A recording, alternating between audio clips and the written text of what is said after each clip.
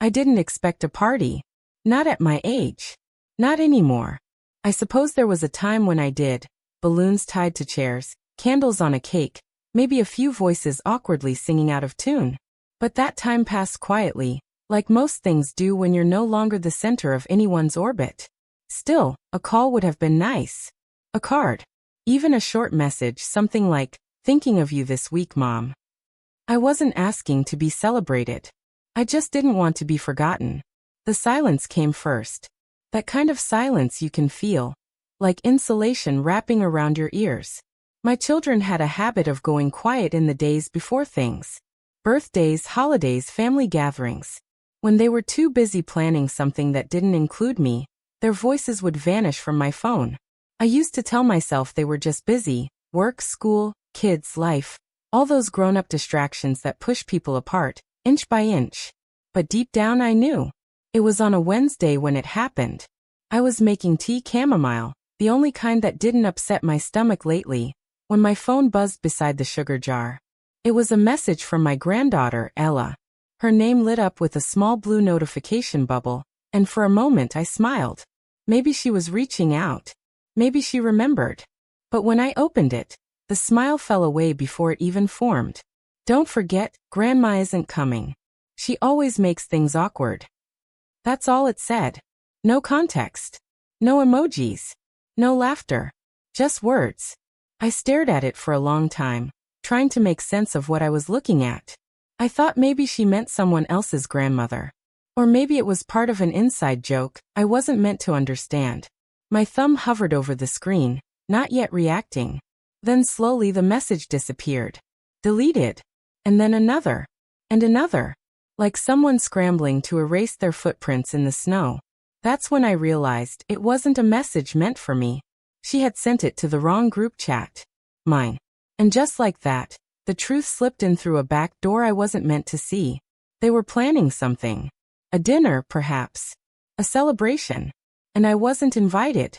No one had told me, of course. Why would they? I would have asked questions. I might have shown up. And worse, I might have cried. I stood there for several minutes, the tea cooling beside me forgotten. The silence was louder now. Thicker. My hands trembled slightly as I placed the phone down. The message already gone but burned into the back of my eyelids like a flashbulb. They were planning my birthday without me. At my favorite restaurant, no less. I knew it before I confirmed it. I didn't even have to check. It was always that place. The one with the tall windows and the soft yellow light that made even sad people look golden. I didn't cry. That surprised me. I sat down at the kitchen table and looked out the window instead. There was a squirrel on the fence, twitching its tail. Beyond that, the sky was darkening. A kind of bruised lavender, just like the card my late husband once gave me on our last anniversary. The one I still keep in the drawer. I didn't cry then either. I've learned not to. Dinner that night was soup from a can. I added fresh thyme and cracked pepper to make it taste like something it wasn't. I ate slowly, listening to the clock tick from the other room, pretending it was company. I washed the bowl, dried it, and placed it gently in the cupboard. Then I sat down again, wondering what they were doing. Laughing, probably. Ordering dessert. Clinking glasses together, full of things I used to be part of. They didn't call. Not that night or the one after. There was no message explaining the mistake. No apology. Just quiet. And it's strange, isn't it? How a person can feel more hurt by what isn't said than by the worst words ever spoken. I kept replaying that message in my mind. Not because it was cruel, but because it was casual. Effortless. Like I was just an item on a checklist they no longer needed to worry about.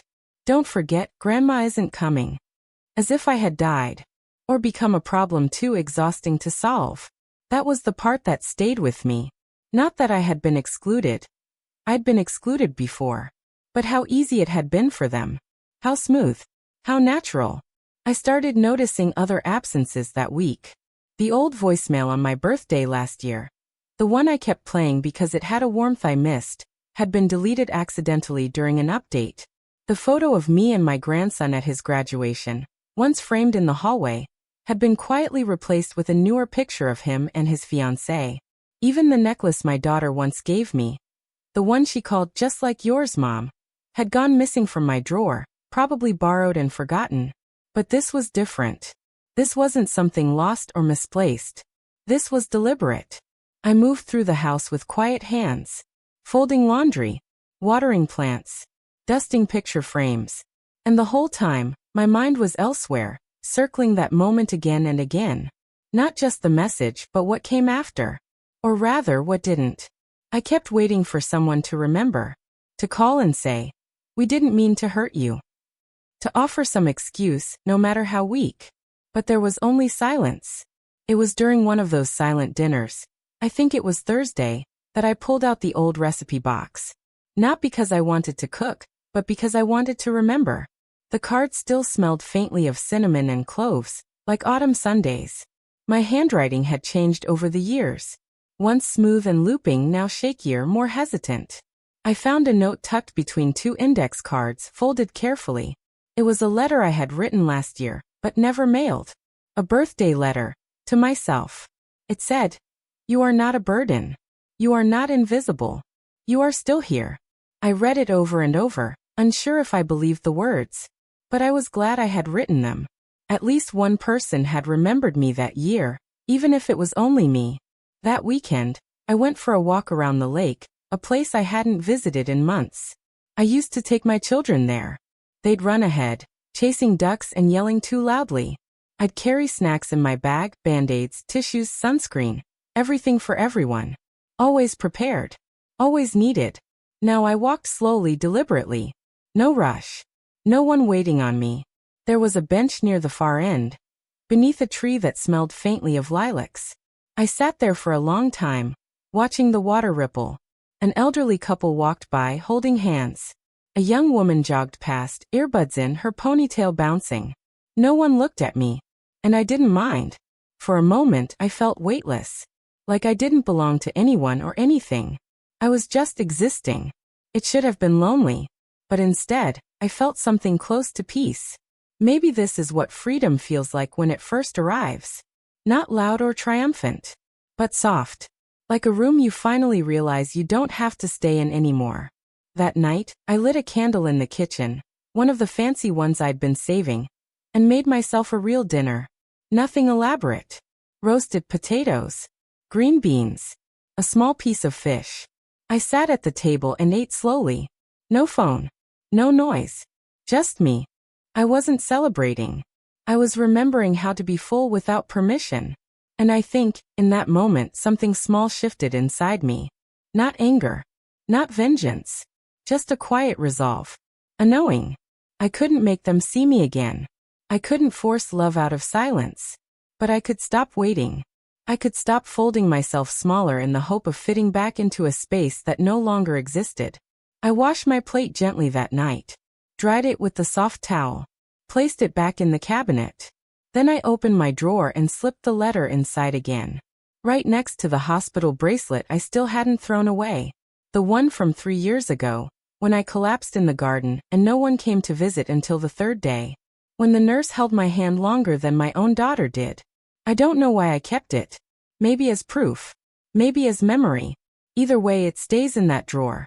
Like the letter. Like the card from my husband. Like the photo I can't quite throw away. Reminders of things I survived. Reminders that I was still here. And sometimes, that has to be enough. I didn't dress up the next morning. I didn't wear makeup or fix my hair. I didn't even change my shoes. The same worn loafers I used to putter in the garden, scuffed on the toes and softened at the back from years of slipping them on without bending over. But I went. Not because I wanted to make a scene or get answers. I knew better than to expect either of those. I went because something inside me needed to sit in the space where I had been erased. I needed to see it. To feel it for myself. The walk to the restaurant was familiar. Second left after the post office, past the florist with the yellow shutters, then the slope down toward the main street where the afternoon light always touched the bricks like it was telling a secret. I used to take that walk pushing a stroller. Later holding small sticky hands. Then alone, holding Tupperware containers of leftovers when someone had forgotten them. Each version of myself left behind on that same stretch of pavement. When I opened the door, the little chime above the frame rang, and the smell of rosemary and baking bread wrapped around me like a memory. It was quieter than usual, a weekday morning, just a few early tables sipping coffee, reading newspapers. The hush of a place before the world arrives. The hostess looked up. Young. Nervous. Her eyes met mine, then quickly darted away and back again. I recognized her. She had once complimented my earrings at a Sunday lunch, the ones my husband bought me for our 30th. I almost wore them that day, but it didn't feel like a day for silver. She smiled politely and asked if I needed a table. I asked for the one by the window. Her fingers hesitated on the tablet, and I could tell she knew. Maybe not the whole of it, but enough. She had likely worked the night before. Likely served them. Smiled at them. Refilled their glasses. Watched them laugh and toast. Watched the seat at the end of the table, my seat, stay empty. Perhaps she even asked about it. Perhaps no one answered. She didn't say anything as she led me over, just gave a small nod and gestured to the long wooden table, polished smooth from decades of elbows and celebration. There was still a faint mark of wax in the grain. Someone had lit candles, and one had dripped. A smudge of pink frosting on the chair cushion. A water ring near the head of the table, where someone had forgotten a coaster. They had sat here. All of them. Without me. I didn't cry.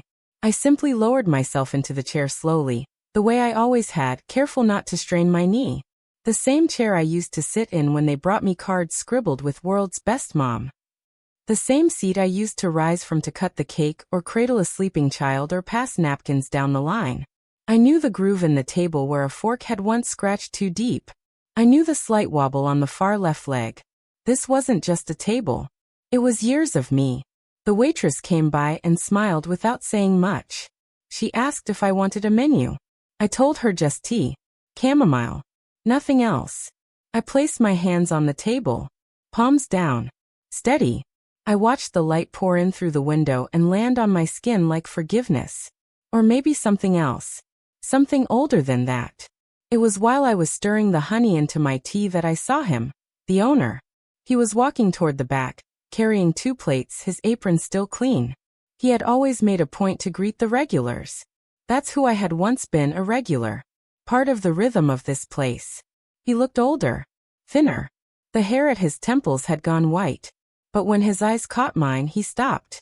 He said my name, softly, like someone testing a memory aloud. I smiled the way you smile when someone sees a version of you that doesn't exist anymore. He came over. Said he hadn't seen me in a long time. I told him that life had gotten quieter. He nodded like he understood. He didn't mention the dinner. I appreciated that. He asked how I was, and I said I was taking things slow. He said the same. Then, almost offhandedly, he said he was thinking of selling the place. That the hours were getting long. The cost was climbing. That the world had changed, and so had his body. He laughed a little. Not a happy laugh, but a knowing one. I didn't say anything at first. Just sipped my tea and let the quiet settle between us like dust. But something inside me, something I hadn't felt in a long time, leaned forward. He asked if I still lived nearby. I told him yes. Same house. Same porch. Same wind chimes. The ones that play the same 4 notes every time the wind shifts, like a song no one finishes.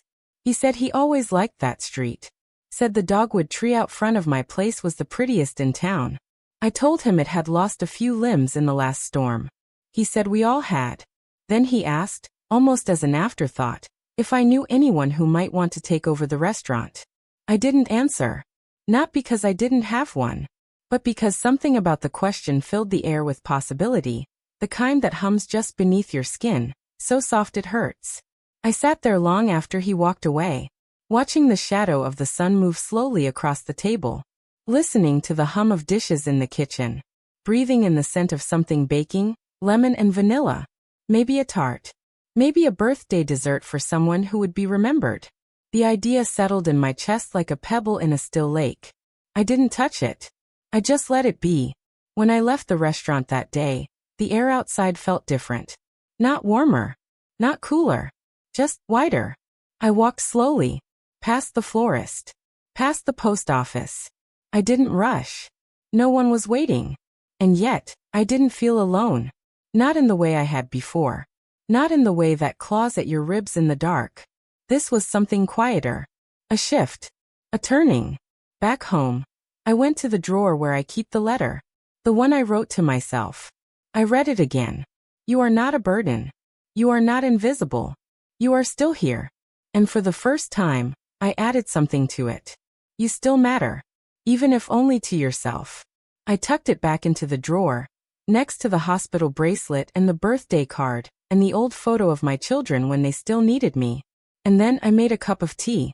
Chamomile. With honey.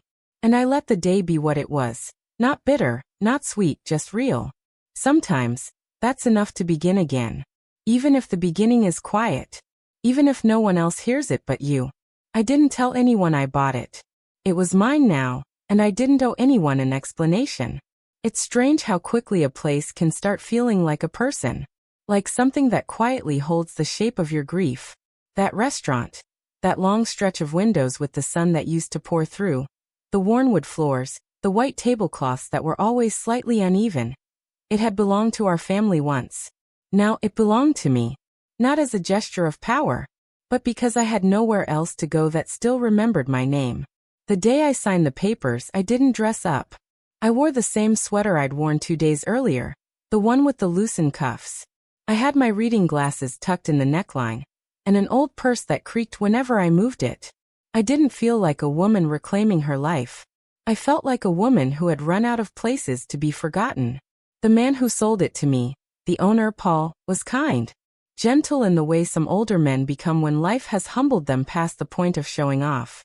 He slid the documents across the table slowly, like he knew the weight of what was happening, but didn't want to press too hard. I didn't shake when I signed. But my hand left a slight smudge where the pen had rested too long. He smiled and said nothing about it. I had used money from the account no one else knew about. The one I'd started putting aside after my husband died. At first it had been for groceries, car repairs, maybe a new roof. Then it became my emergency fund. And I figured this counted. If being erased by your own family doesn't qualify as an emergency, I don't know what does. The next morning, I sat at that same window table, now truly mine, and let the light fall across my hands. They looked older in that morning glow. More veined. More real. I thought about how many birthdays I'd spent at that exact spot. Passing around cake, and pretending it wasn't me who had baked it. Pretending it was enough just to be there, smiling at the edges of their lives. No one had called. Still. No messages. No explanation for that night. I thought maybe one of them would come by, even by accident. Maybe my daughter-in-law would stop in for brunch with her friends and freeze when she saw me there. Maybe my son would need a coffee on the way to work, and find me rearranging the napkins. But no. The world had moved on without me. Neatly. Without noise. So I stayed quiet too.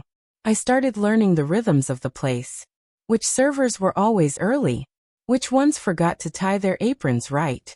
The sound the dishwasher made when it was overloaded. The way the smell of thyme and lemon would creep out of the kitchen just before lunch hour. There was a grace in the repetition. Paul stayed on for a few weeks to help with the transition. He never asked why I bought it. I think he knew not to. I think he saw the same hollowness in me that he once carried in himself. We didn't talk about loss.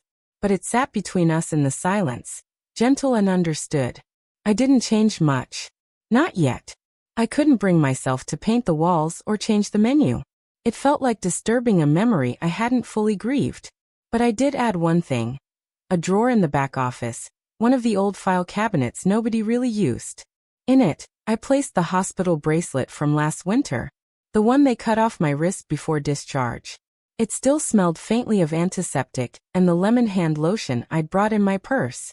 I didn't want to look at it every day, but I couldn't throw it away either. It reminded me that I'd survived, that I hadn't been a ghost, that someone, at some point, had taken my pulse and written my name on a band. The receipt from the sale of the restaurant was tucked beside it. There was no ceremony. No photo on the wall. No post online. I didn't tell a soul outside that building. They didn't deserve to know. Not because I was bitter. Though some bitterness lived in me like a second skin. But because this was something I wanted untouched. Unseen. For a week, I sat in the corner most mornings, ordering tea and warm toast. The servers learned to just bring it without asking. I'd sit and watch the sun creep up the window panes, and I'd remember the years I spent making meals no one remembered, and buying gifts that were never opened in front of me. I'd remember their silence, the clicking of utensils, the way my daughter once whispered that my stories were too long, and how I'd smiled and nodded, pretending she was right. There was a photo album I kept in my bedroom closet. I hadn't opened it in years. Inside were the last pictures I'd taken before everything shifted. Holidays where I was the one behind the camera, never in the frame. When I went home one night, I pulled it out. I flipped through the pages slowly, each one heavier than the last. I found a picture of that very table, the long one by the window. My granddaughter, barely 3, was reaching for a candle. My son was laughing. And there I was, a blurry reflection in the glass behind them. Always behind. Never quite in focus. I thought about putting the album in the trash. About letting it all go in one motion. But I closed it instead, quietly, and placed it back in the drawer. Some truths don't need to be burned. They just need to be faced, gently. One afternoon, as I was leaving through the back door, I heard the voicemail again. The one I'd kept saved on my phone. The last one my son had left before the silence. His voice, too casual, asking if I could maybe not come this weekend, because the house was getting crowded and his wife needed space. I never deleted it. I never replied. I just played it sometimes, not because I missed him, but because I needed to remind myself of how small I had been made. And now, I owned the place where I had once been uninvited. The irony didn't comfort me, but it gave me stillness, a kind of silent balance. One morning, a woman came in alone and sat 2 tables over. Her coat was soft, woolen, and too heavy for spring. She looked tired in a way I recognized, not from lack of sleep, but from too many days pretending everything was fine. I sent over tea, anonymously. She didn't ask who it was from. But when she raised the cup, she looked toward my table and nodded. That was the first day I didn't feel invisible. I started noticing others like her. Women sitting alone, reading, writing, folding napkins while waiting for their check. Quiet women with quiet heartbreak. And somehow, this place had become a kind of landing ground. A sanctuary for the not quite lost. I never told them I owned it. I let them think I was just another woman with nowhere better to be. That felt right. The letter I had written to my son, the one I never mailed, stayed folded in my purse. I carried it like a weight and a wound. I'd read it on cold nights, tucked under a blanket, letting the words pierce and numb me all at once. It wasn't angry, just honest.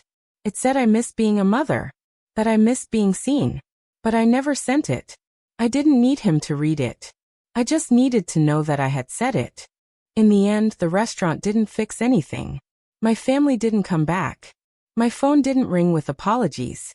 No one knocked on my door begging for forgiveness. But I did something no one else could take from me. I made a choice. A quiet, private, unspectacular choice to own something. To belong somewhere. Even if it was only to myself. And that receipt, crumpled and folded, still sits in that drawer beside the hospital bracelet. Proof that I existed. That I mattered. That I claimed something no one gave me permission to have. Not revenge. Not closure. Just space. Mine. The moment I saw their last name on the reservation sheet, I knew what I had to do. I was sitting behind the counter that morning, early, when the sunlight still hadn't touched the brick outside. The restaurant smelled of lemon polish, and the faint memory of last night's risotto. A man from deliveries had just left, and I was tidying up the host's stand, trying to feel like I belonged there. The old reservation ledger was something I hadn't yet grown used to. It was handwritten, no apps, no screens, and flipping through it made me feel like I was reading someone else's diary. I ran my fingers down each page, as if the names might whisper stories back to me. And then halfway down next Saturday's list I saw it. Our last name. 12 guests. 7:30 p.m. The corner table. I didn't breathe for a second. I thought maybe I was wrong. That perhaps someone else had the same name. But it was followed by a first name I knew too well. They had made a reservation for 12. Anniversary dinner, it said in parentheses. 12 guests meant the entire new family. His wife, her parents, maybe friends. Certainly not me. I placed my hand gently on the page. Not to erase it. Not yet, but to steady myself. I could almost hear the silverware clinking, the laughter, the tiny lies they would tell each other about where they came from, about how tight-knit they were, how beautiful the evening was, and how love wins, and how far they'd come. I could picture her toasting him with a glass of white wine, and her mother whispering compliments about the restaurant's lighting. I could imagine the napkins folded into perfect triangles, and dessert being ordered before anyone even finished the entree. I wasn't in that picture. They didn't know I owned it now. Why would they? I wasn't invited to their last dinner, either. I wasn't informed. I wasn't even noticed. I had become a silence that hovered around the edges of their gatherings, never spoken aloud, because naming me might remind them that I had once mattered. I stared at that name for a long time. I wasn't angry. I wasn't even sad, not in the way I used to be. It was something deeper now, not sharp, not loud, just quiet and full of gravity.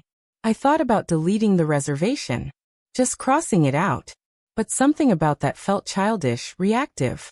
I wasn't that woman anymore. Then I imagined serving them myself, wearing the apron, pouring their drinks, clearing their plates, standing so close he'd have no choice but to see me. But that too felt small. It felt like a cry to be seen. And I wasn't crying anymore. I turned the page. Let my eyes fall to other names. A couple celebrating a 30th birthday. A small party of 4. A woman who always came alone and brought her own book. I loved seeing her name. She had a gentle sadness about her. Still, even as I flipped forward, backward, pretending to focus on anything else, my mind returned to that one line in the ledger. The name that used to be mine. The name I gave him. I closed the book quietly and took my tea outside. The street was just waking up. A jogger passed, and a mother tugged her sleepy daughter toward the bus stop. I watched them for a moment, envying their small rituals, their assumed place in each other's day. Then I walked back inside, picked up the phone and called the manager. My voice was steady. I asked her to mark that date as unavailable. Private event. That's all I said. No explanations. No outrage. No long story. Just a soft line in the sand that they'd never see. When she asked if I needed anything else, I said no, and I meant it. I hung up, and the silence felt clean. That night, I went home and opened a drawer I hadn't touched in weeks. It held receipts, old chargers, expired coupons, and at the very back, a hospital bracelet. Still curled into itself like it remembered the shape of my wrist. I sat with it in my lap. The bracelet didn't have my name. It had next of kin unavailable. I had been alone in that hospital bed, fighting for breath while they were drinking wine in Italy. No check-in. No call. Not even a forwarded prayer. That bracelet had stayed with me since. Not as proof of survival, but as a question I never got answered. How do people forget someone they used to love? I tucked it back in the drawer, and went to the kitchen. Made tea with honey, the way my mother used to when her knees ached. I remember her standing at the stove, humming under her breath, twisting the lid off the jar with that strange motherly strength. Tired, but unwavering. I had her hands now. The same knuckles, the same veins. Sometimes I'd catch my reflection and think, she would have known what to do. Later that week, the manager mentioned the cancellation in passing. She said the guests had called to ask why the reservation had been declined. She told them the space was already booked. I didn't ask what they said after that. I didn't need to know. They had planned another meal without me. They had toasted in advance. Probably shopped for new outfits. They hadn't thought for a second that I might cross paths with them again. They had already closed the door. I was just turning off the porch light. There's a little back hallway in the restaurant just behind the kitchen. No one really walks through it but staff. It's where the extra tablecloths are kept, and where the wine bottles wait to be rotated. I started going there after the call. Just to sit. Just to think. It's cool back there, quiet. Sometimes you can hear the hum of the freezer and the clink of glasses being stacked. I'd sit on the crate by the cleaning supplies and read the letter I wrote months ago. A letter I never mailed. It began with his name. Not my son. Just his name. I wrote that I forgave him. Not because he asked, and not because I had to, but because carrying the weight of not forgiving had started to harden me. I didn't want to become brittle. I wanted softness to survive in me, even if it wasn't returned. I wrote about the smell of his baby blanket, how it had always reminded me of lavender and sun-warmed laundry. I wrote that I kept a drawer full of photos, some torn, some curled at the edges, not because I needed the memories, but because throwing them away felt too much like giving up. I wrote that I had learned something, that sometimes the most powerful thing a person can do is stop knocking on the door that stays shut. And then I folded it back up, tucked it into my coat pocket, and left it there. That coat still smells like winter and the shampoo he used when he was 14. I haven't worn it since. The night they were supposed to come, I stayed late at the restaurant. Not working, just being there. I wanted to feel what it felt like, this space they had overlooked. The table they reserved sat empty. I placed fresh flowers on it anyway. Not for them. For me. I poured a glass of wine and sat at the bar, looking out at the lights dimming gently over the tables. And for the first time in a long time, I didn't feel like a ghost haunting the life I used to have. I felt like someone new. Someone building something from silence. The restaurant closed at 10. I turned off the lights one by one, locked the front door, and stepped out into the night. The stars were sharp. The air was clean. I stood on the sidewalk and looked up. The last time I had done that, I was still trying to be loved. This time, I was just trying to breathe. And I did. Slowly. Fully. As if I hadn't in years. Inside, the reservation book sat closed. The page was turned. So was I. The call came just after 6. I almost didn't answer. I was sitting on the edge of my bed, one sock on, one in my hand, staring at the window like I was waiting for the sky to tell me something. The phone buzzed once, then again. When I saw her name on the screen, I felt nothing. That was the strangest part. Just a soft blankness where longing used to live. It had been weeks. Maybe months. I had stopped counting after her last message, a clipped thanks, in reply to the birthday card I sent her son. I had sat with that card in my lap for a long time before mailing it, wondering if it would matter, wondering if anything I did still reached her at all. I suppose now I had my answer. She didn't say hello. She just started talking. Fast. Breathless. They canceled. Can you believe it? I didn't know what she meant at first. Canceled what? Then it came together. The date. The time. The reservation I had quietly erased. The table for 12. The one with the long white cloth and the flickering tea lights I'd once arranged by hand for strangers who still believed in family dinners. They canceled last minute. We were standing outside. Dressed up. No explanation. Can you believe the nerve of some people? I could. I could believe a lot of things now. I sat back against the wall and looked at the ceiling like the answer might be written there. I didn't rush to fill the silence. She never liked that. Silence made her uncomfortable. She always needed noise, validation, affirmation. I used to give it freely, a mother's invisible labor. Nodding even when I disagreed. Reassuring even when I ached. But this time I just listened. That's disappointing, I said. Nothing more. She kept going, listing the inconvenience, the cold weather, the kids being fussy, her husband being irritated. She didn't ask how I was. Didn't pause to hear my voice. She just poured her discomfort into the phone and expected me to hold it for her, like I always had, as if I were still the bucket for her burdens. But the bucket was full now, and rusted through. She said, "Can you believe the nerve of some people?" I looked at the drawer beside me, the one that held the hospital bracelet from last year, the one no one ever asked about. I touched the thin plastic like it was a thread to something real. "Yes," I said. "I can." There was a pause then. A small one. The kind you might miss if you weren't listening for it. She exhaled, confused. Not angry, not yet. Just off balance. She was waiting for me to offer outrage, to make her feel righteous, to soften the moment with motherness. But I didn't. I couldn't. "Well," she said after a while, her voice cooler. "We're just going to go somewhere else, I guess." I nodded to myself. That sounded right. She hung up without saying goodbye. That night, I went to the restaurant. The manager had offered to close up for me, but I said no. I wanted to be there. Not to spy, not to gloat. I wanted to sit in the space they once believed was theirs, the table they had claimed without question, and breathe in the stillness they never noticed. The lights were low, the way I liked them. The music was soft, something with violins, I think. One candle flickered on the center of the table. I had brought it from home, one of the old ones from the back of the hall closet. It still smelled like cedar and citrus. I poured myself one glass of wine. Just one. I didn't drink much anymore. It made the edges of things too soft, and I had fought hard to feel sharp again. But tonight, I allowed myself that one indulgence. The color was deep and rich, like dried roses. I didn't order food.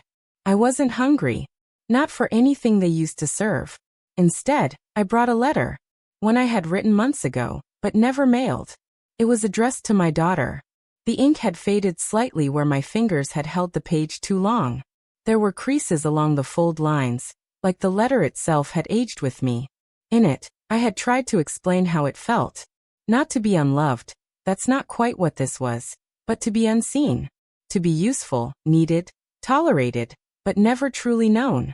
I had written about birthdays missed, about favors asked but never returned, about the way she once said I was too sensitive when I cried at her wedding.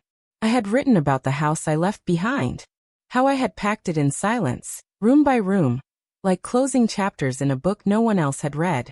I had ended the letter with a simple line. I hope you never feel this way. But if you do, I hope someone answers your call. I didn't bring the letter to give it to her. I brought it to remind myself I had tried. That my silence now wasn't cruelty, it was clarity. I folded it slowly and placed it in my lap. Then I closed my eyes and just existed. Not as a mother, or a mistake, or a placeholder. Just as myself. Outside, the street was quiet. Inside, the air was warm and golden.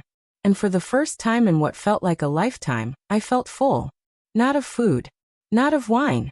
But of presence. There was no applause. No confrontation.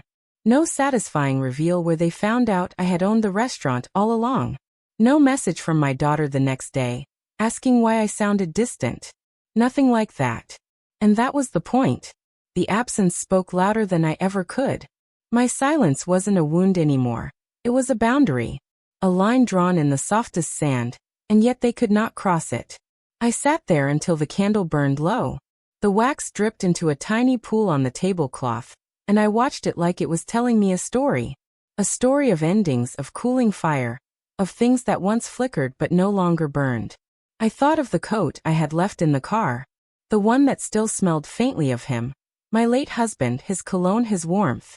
He would have told me I did the right thing. He always said dignity wasn't loud. It was choosing when not to speak. I sat in that restaurant as myself, not waiting to be chosen, not hoping to be called. And in that quiet, I found something I never expected. Peace. Not the kind you chase. The kind that settles on you when you stop explaining yourself. When I finally stood to leave, I tucked the letter into my purse. I would keep it a while longer. Maybe forever. Some stories don't need to be sent. Some truths are for us alone.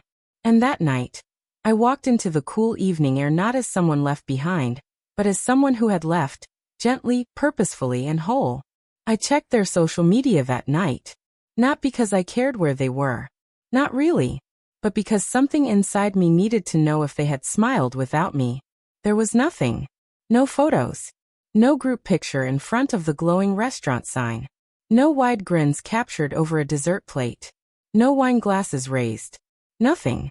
Just a silence that spilled across all their pages like fog. For a family that documented everything, new shoes, new nails, new latte flavors, it was strange. I kept scrolling. Tapping one profile, then another. Not even a vague caption or location tag. Just a strange, blank space where I had once assumed they would glow. I thought perhaps they had rescheduled. Or maybe they'd gone home. Maybe the dinner never happened after all. Maybe their plans unraveled at the door. And they stood there, dressed up with nowhere to go. I didn't ask. I didn't need to know. Not anymore. The silence that followed wasn't cold. It wasn't loud either. It was soft, like the pause after a long sigh. The kind your body takes before finally choosing peace. And then 3 days later, a text arrived. Just a meme. One of those harmless, silly ones. A joke about getting older. It made me smile a little, not because it was funny, but because it was familiar. It came from my daughter. No greeting. No explanation. Just the joke and a little emoji face. A feeler maybe. Something light enough to float, just in case I still held a grudge. I didn't. But I also didn't rush in. I replied with a thumbs up. Nothing more. Another day passed. Then another. Then a voicemail from my grandson. His voice was lower than I remembered. He was growing. He told me he made the soccer team. Said he hoped I was doing okay. His words were gentle, but cautious. Like he wasn't sure how close he was allowed to get anymore. I listened to that message twice. Not because I was desperate, but because his voice carried something I hadn't felt in a while. A quiet sincerity. And maybe a little missing. I saved it. Didn't call back. Not right away. It was strange, the way things began to tilt. Nothing dramatic. Just small, tender shifts. Like a picture on the wall slowly straightening itself after years of leaning to one side. No one said sorry. No one explained. But the air was different. Texts came more frequent. Not daily, not needy. Just present. Invitations to laugh, share, be part of something again. But I didn't jump. I responded, but never with urgency. I wasn't punishing them. Truly I wasn't. I just wasn't available in the same way anymore. The version of me who dropped everything. Who bled herself dry to stay wanted. She didn't live here anymore. I had begun spending my mornings at the restaurant again. Not behind the counter, not serving, not bustling. Just being. I'd sit in the corner table by the window, with my coffee and my notebook, watching the light move across the floorboards like it had somewhere to be. That little space, the one they all once saw as a burden. It had started to become something else. A place where I could breathe. I began making changes. Not big ones. Not flashy. Just small, thoughtful things. I hung sheer curtains, the kind that ripple softly when the door opens. I brought in plants, fresh ones, and asked the florist for wildflowers instead of tight, polished arrangements. I started keeping a bowl of hard candies by the register. The old kind, the kind that melted slowly and reminded you of waiting rooms or grandmothers. And then one afternoon, I wrote on a chalkboard outside the front door. Friday evenings, live guitar, soft strings, no covers. It felt like a dare. And then the next week, Sunday mornings, book club brunch, bring a chapter, stay for tea. At first, only a few people showed up. A woman who wore shawls and kept quiet. A retired teacher with nervous eyes. A man who sat alone every week and always left a $5 bill folded perfectly in half beneath his plate. They didn't speak much. They didn't need to. But there was something in the way they stayed, longer than necessary. In the way their coats draped gently on the backs of chairs, and their hands lingered on teacups as if afraid to break the spell. It reminded me that loneliness doesn't always look loud. Sometimes it slips in gently, and sits beside you like an old friend. One woman came every Saturday at noon. She never ordered more than a bowl of soup and a cup of chamomile tea.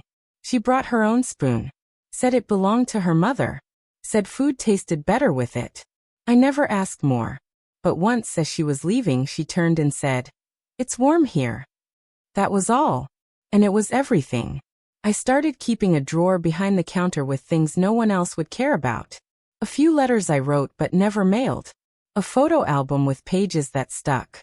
A hospital bracelet, mine not from some dramatic illness, just one night when I fainted and no one answered their phones. I'd kept it. Not to remember the pain, but to remember that I survived it. Sometimes in the quiet between lunch and dinner, I'd sit in the back room with the lights dimmed, and just listen to the hum of the fridge, the distant clatter of a dish, the hush of being unseen. I didn't crave attention anymore. I craved stillness. And I had earned it. There was a moment, maybe 2 weeks after the dinner that didn't happen, when my daughter sent a photo. Just one. A picture of the dog. Sitting on the couch. Eyes big and hopeful. No caption. I stared at it for a while. Then I typed back. Still pretending she's not allowed on the furniture? She replied with a laughing emoji. That was all. But I knew. They were inching toward something. Or maybe I was. Not forgiveness. Not forgetting. But something quieter. A shared willingness to stop pretending the wound wasn't there. I stopped watching their profiles. I stopped waiting for invitations. I stopped expecting holidays to feel whole again. Instead, I started looking at what I could hold. The evening light on the restaurant walls. The clink of a spoon in a ceramic cup.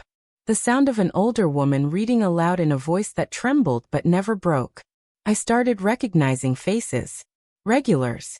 A woman with ink on her fingers who always sat facing the wall. A widower who brought his wife's favorite scarf and draped it over the chair across from him before ordering the same soup she used to love. No one needed to explain themselves here. That was the rule I never spoke out loud. You didn't have to explain the empty seat. Or the ring you still wore. Or the letter you wrote to someone who no longer answers. This place was never about food. It was about having somewhere to go when you didn't know where else to be. And maybe that included me. Sometimes I still play the voicemail from my grandson. I don't answer it. I don't delete it either. His voice reminds me of the part of them that still holds light. That hasn't yet been dimmed by the noise of adulthood. He sees me differently.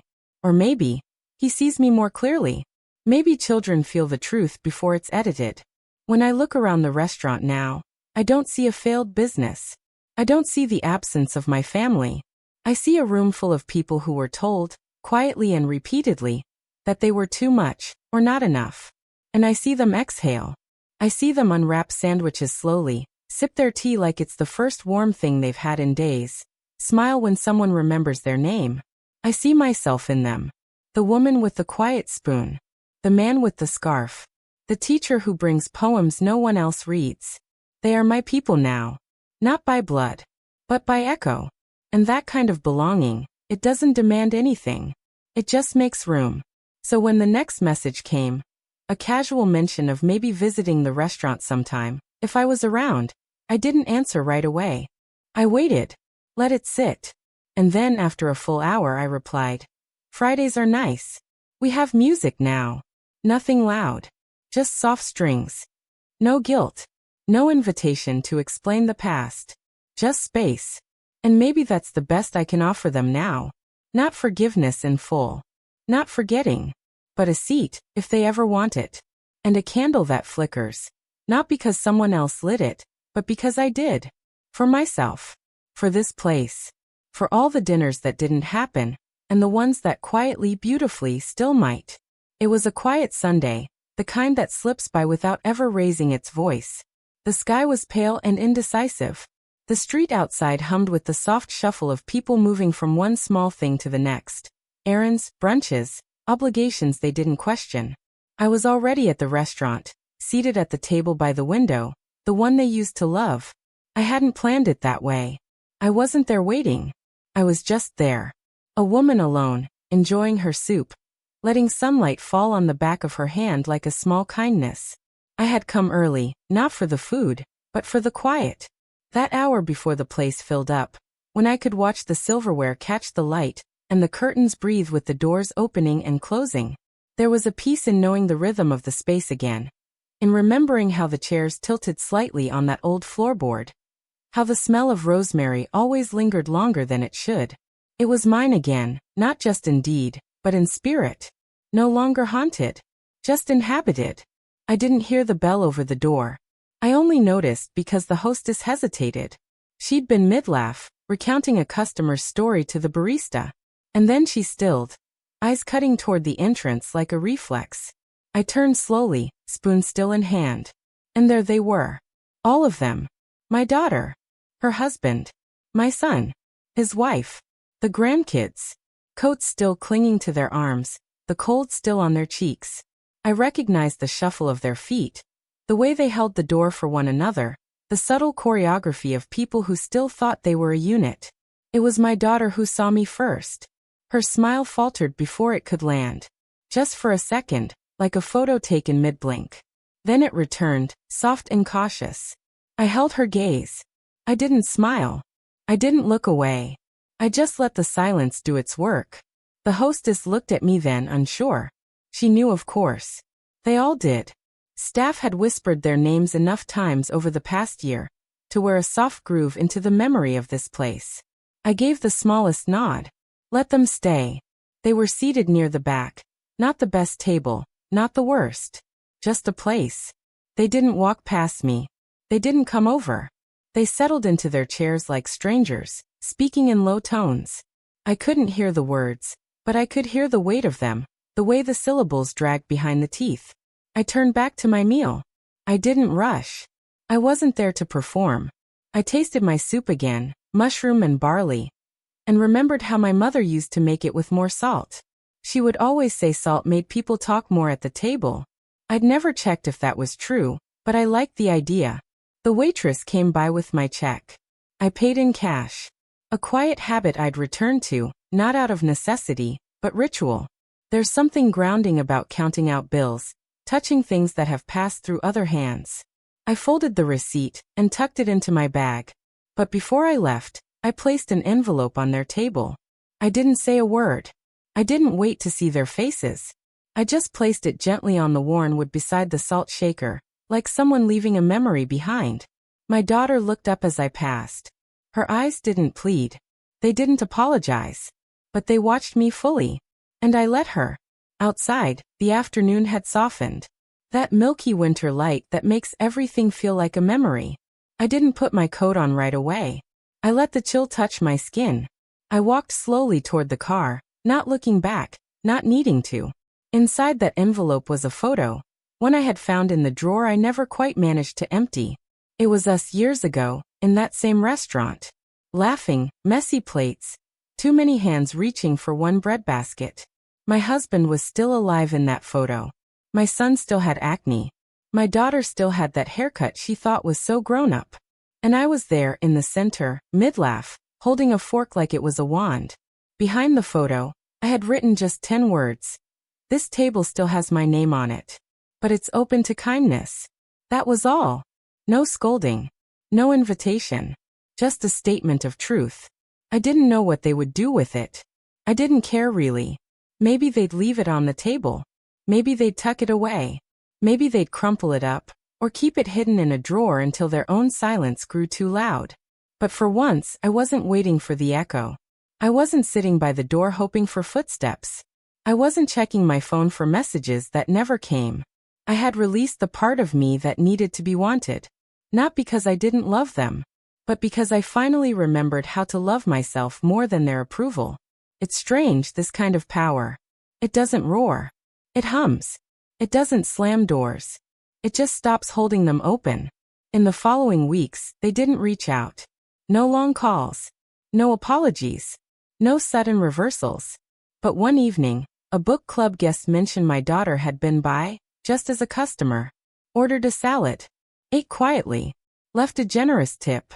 Another week, my grandson came with friends, teenagers loud and sweet, giggling over milkshakes. I watched from the office window as they posed for photos in the garden. No one came to find me, but they came to the space.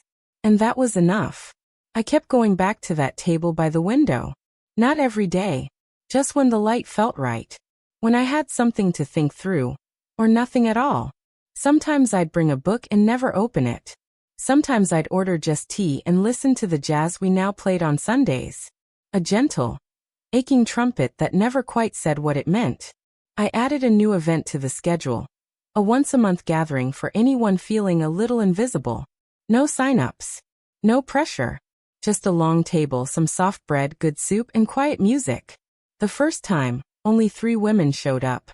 We barely spoke. Just passed dishes and nodded softly when something tasted right. The next month, there were 7. Then 12. A new kind of family, shaped by absence and rebuilt by choice. I wore my old coat again. The one that still smelled faintly of my husband. I never washed it, not properly. I told myself it was sentimental, but the truth was, it made me feel held. Even when I wasn't. One night, I found a letter I had written months earlier. The one I never sent. Addressed to my children. For pages of explanation, heartbreak, a careful recounting of the night, I stood at the door with the reservation in my hand. I read it again in silence. It didn't hurt anymore. It didn't help either. But it was no longer mine to carry. I burned it in the fireplace and watched the words turn to smoke. I think we all carry a drawer like that, full of unsent letters, forgotten photos, broken bracelets, voicemails we can't bring ourselves to delete. Mine is smaller now. Lighter. Still there, but no longer overflowing. Sometimes, when no one is looking, I play the old voicemail from my grandson. The one where he says he misses my cookies, and can I save him the corner piece next time? I never respond. I just let it play. Let it remind me that love isn't always gone. Sometimes it's just misdirected. I haven't changed my name, but I changed what it means. Around here, they call me Miss Helen again. Not Mom. Not Grandma. Just Helen. And that's enough. A woman who once stood in a doorway holding hope like it was a gift basket. A woman who now walks past that doorway without needing to be invited in. A woman who set a table and learned, finally, how to sit at it, alone, at peace, and completely whole.